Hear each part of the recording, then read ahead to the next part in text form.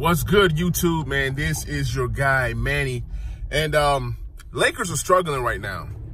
They're going through some things right now. You know, AD's out for 4 weeks, and he's supposed to come back midway through March at some point. But when he went down, and I'm looking at the situation of the Lakers, I saw it more so as a team that could potentially struggle without AD, but I didn't know that they were going to struggle like this. The Lakers team was built on a roster or on a scale that, you know, you need two superstars, and a superstar has to be on the floor at all times for all 48 minutes.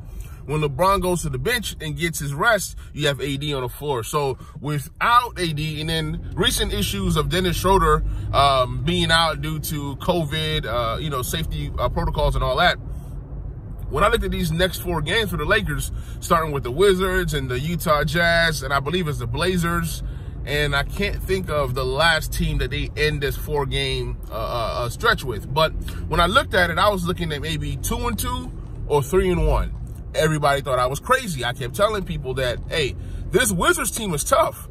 Forget what their record says. You still have the NBA's leading scorer in Bradley Beal, and then you got a Russell Westbrook who's just tearing it up. So when I looked at that matchup, I looked at that game as a game that could, you know, Lakers could possibly lose. They went up 17, and then, you know, Bradley Beal, and then you saw Raul Neto out there, you know, playing defense, and you saw Hachimura do some good things. They were able to run the floor, but the issues with the Lakers go far more than just missing AD.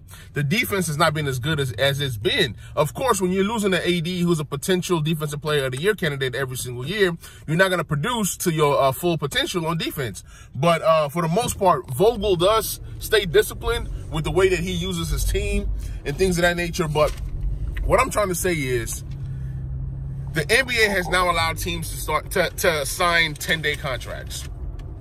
The Lakers released Quinn Cook yesterday, literally shortly after the game. He was gone. They gave him them deuces, you know, say, hey, Quinn, you're out of here.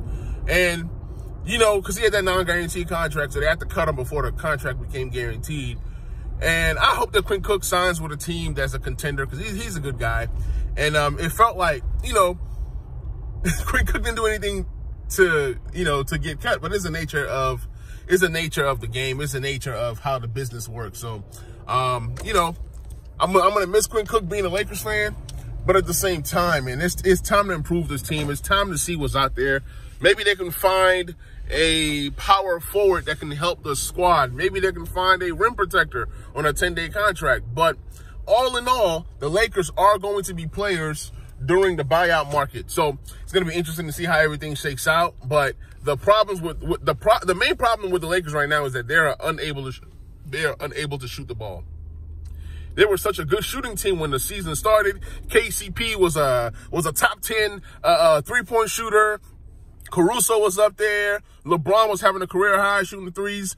Kuzma was respectable, a career high as well. But then now, they're not shooting the three. They're not defending. You have the injury to AD. You got Schroder missing games. You know, so it's going to be tough. It's going to be tough. I know Lakers fans just can't wait to get to the All-Star break, so that way they can kind of regroup, rest a little bit, and kind of figure out where to go from here. But I do see the Lakers as a team that's going to be in the buyout market. Look for a guy like Blake Griffin to be, you know, a big target, especially if he's bought out. A lot of guys say, oh, I don't know if Blake Griffin can help. Have you seen who's on the front court? Do you rather have Markieff Morris or Blake Griffin? I mean, just really think about it. So there's interest in P.J. Tucker. There's a potential that you can acquire P.J. Tucker via trade. But it's like, what are you really going to be giving up? A second-round pick and maybe a guy like Wesley Matthews and maybe something else. You know, I think right now the Rockets are looking for, they said they're looking for a starting caliber type player. So, I mean, literally, P.J. Tucker's not worth a lot right now, being that he's on an expiring deal. I also read something that it is very unlikely that DeMarcus Cousins, who just got released by the Rockets, is a target for the Lakers. So I don't know. I'm pretty sure more news is going to come out, but just really wanted to just get on here, man, drop this quick video, man. Hope you guys are doing well. Please be sure to subscribe, like the video so you guys can see when I drop new content. Appreciate y'all. I'm out.